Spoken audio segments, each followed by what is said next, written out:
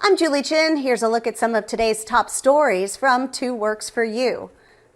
A man is recovering after spending hours stranded on a pillar in the middle of the Verdigris River in the frigid weather. It happened early this morning near I-44. Tulsa police tell us a man ran into a barrier and his car tumbled into a ravine. He got out of his car and climbed onto a barge bumper. Then he called for help. The man is alive, though police tell us he may have hypothermia. And the frigid weather has turned deadly here in Tulsa. Tulsa police found a man dead in downtown yesterday and say that exposure to the extreme cold temperatures appears to be a factor.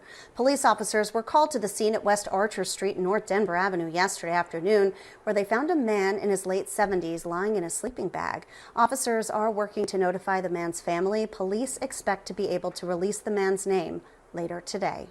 COVID-19 continuing to spread in Oklahoma. State health leaders reporting more than 1,400 new cases today. There are also 11 new deaths. And Elks Lodge in Sapulpa looking to help those in need. The trustee at the lodge says that they are hoping to give people experiencing homelessness a safe place to stay during this cold, icy weather. The Elks Lodge is expecting to help house people for the next week or so.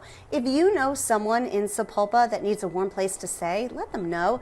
The address and information is 24 South Poplar Street, and the phone number to call is 918-224-1118.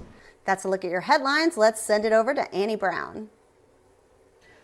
Thanks, Julie. Here's a look at your afternoon. We will keep a few flurries around. I'm not seeing any accumulating snowfall potential.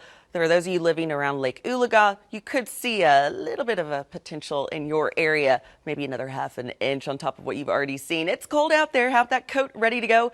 Dress in those layers over the next several hours. We're tracking a winter storm arriving over the weekend.